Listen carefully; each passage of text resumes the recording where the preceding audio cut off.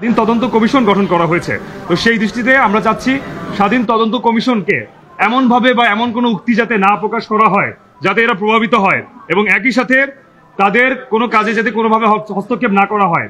এই BDR related ইস্যুতে সম্পূর্ণভাবে কার্যপরিধির মধ্যে, স্বাধীন তদন্ত কমিশনের কার্যপরিধির মধ্যে সম্পূর্ণ বিষয়গুলোকে নিয়ে এসে যাতে পর্যালোচনা করা হয় সেদিকে স্পষ্টভাবে নজরদারি করতে হবে। এবং আমরা স্বরাষ্ট্র উপদেষ্টা বরাবর একটি লিখিত একটি স্মারকলিপি প্রদান করেছি এবং সেখানে এই বিষয়গুলো আমরা স্পষ্টভাবে উল্লেখ করেছি।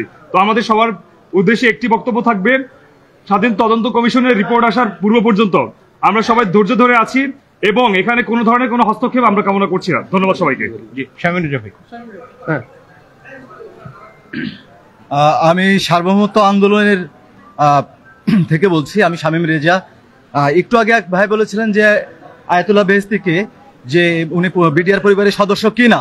তো ব্যাপারটা হচ্ছে বাংলাদেশের এই যে বিডিআর হত্যাকাণ্ড যে ইস্যুটা, এইটা বাংলাদেশের সার্বভৌমত্বের জন্য একটা হুমকি স্বরূপ।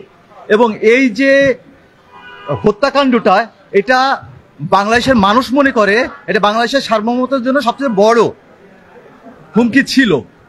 এবং তার পরবর্তীতে বিগত 15 বছর যে ফ্যাসিস্টের যেই শাসন দেখেছেন, যে শোষণ দেখেছেন এবং যে দাবিদারি দেখছেন, সেটা আসলে এই বিডিআর হত্যাকাণ্ডের পরবর্তী প্লট। তো এই জায়গা থেকে আমরা বলতে চাই যে এটা সারা বাংলাদেশের মানুষেরই একটি চাওয়া যে এটার আসলে সঠিক তদন্তের মাধ্যমে সঠিক তথ্যই প্রকাশ হোক। কেউ কেউ দায়িত্বশীল জায়গা থেকে এটাকে একটু অন্যভাবে দেখতে চেয়েছে, কিন্তু বাংলাদেশের 99% মানুষ মনে করে যে এই হত্যাকাণ্ডটা একটা ষড়যন্ত্র ছিল এবং আগ্রাসী শক্তির হস্তক্ষেপ ছিল এখানে। এবং এর ধারাবাহিকতাও আমরা দেখতে পেরেছি। এখানে সেনা সদস্য বা বিডিআর বলে এটাকে আলাদা করে দেওয়ার কোনো সুযোগই নেই। আমরা যেটা খেয়াল করেছি যে এটাই বাস্তব যে বিডিআর এখানে যারা সেনা থেকে রিক্রুট হয়েছিল তারা বিডিআর সদস্য, বিডিআর অফিসার ছিল। আর আরেকটা ব্যাপার হলো যে আমাদের দেশের সার্বভৌমত্বের মূল শক্তি হলো বাংলাদেশের সেনাবাহিনী, এবং সেই সেনাবাহিনীর জায়গা থেকে কেউ যদি এই মানুষের যে দাবি এবং চাওয়া, যারা চায় যে পুনঃ তদন্ত হোক এবং সঠিক সত্যটা বেরিয়ে আসুক, সেই জায়গায় যদি কেউ ইফ এবং বাটের বিষয়টাকে নিয়ে আসে এবং সরাসরি সেখানে দায়টা চাপিয়ে দিতে চায়, তবে আমরা মনে করি এটা ভুল হবে। কারণ আপনাকে মানুষ বিশ্বাস করতে চায়, বিগত দিনের যেই ময়লা আপনার গায়ে লেগে আছে সেইগুলো কিন্তু মানুষ ভুলে যেতে বসেছিল। আমাদের মানুষকে ভুলে যেতে হবে একমাত্র বাংলাদেশের স্বার্থে। আমরা বরাবরই চেয়েছি সার্বভৌমত্ব আন্দোলন থেকে যে বিডিআর এর যারা প্রকৃত দোষী তাদের শাস্তি তো হতেই হবে, এবং তাদের মাধ্যমে এখানে বিদেশি শক্তির যে ষড়যন্ত্র ছিল সেইগুলো যেন প্রকাশ পাক এবং তদন্ত কমিটির মাধ্যমে সেটা অতি দ্রুত প্রকাশ পাবে বলে আমরা বিশ্বাস করি। ধন্যবাদ সবাইকে। জি, 2 মিনিট একটু বলবেন। 1 মিনিট। বিডিআর কল্যাণ পরিষদের সভাপতি ফয়জুল হক। জি,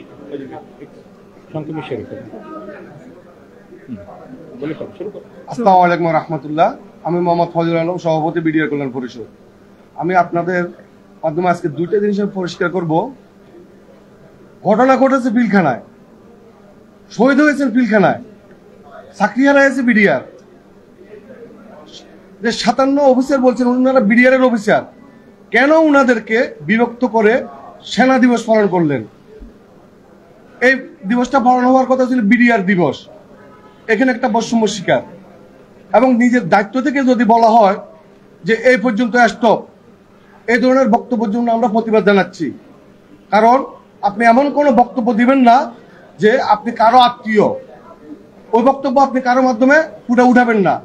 আপনি আপনার জায়গা থেকে জনগণের ভাষা বোঝার চেষ্টা করুন এবং জনগণের কথা বোঝার চেষ্টা করুন। আপনার এই বক্তব্যকে আমি তীব্র নিন্দা ও প্রতিবাদ জানাচ্ছি বিডিআর কল্যাণ পরিষদের পক্ষ থেকে। ধন্যবাদ সকলকে। আসসালামু আলাইকুম ওয়া রাহমাতুল্লাহ।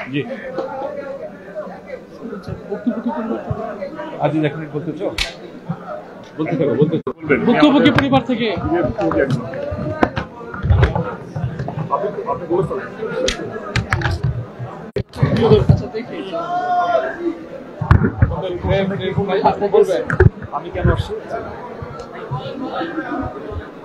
আমি হচ্ছে নির্যাতিত বিডিআর সদস্য রিমান্ডে নির্যাতনে যে শহীদ করা হয়েছে তার সন্তান সেনা পরিবারের যে বিষয়টা, যে আমি প্রথম বলছিলাম যে শহীদ মিনারে এই ষড়যন্ত্রটা চলমান কেন, আমাদেরকে দুই ভাগে বিভক্ত করে, একটা হচ্ছে সেনাবাহিনী আর একটা হচ্ছে বিডিআর, এই বলে কিন্তু প্রথম আমাদেরকে বিভক্তি করা হয়।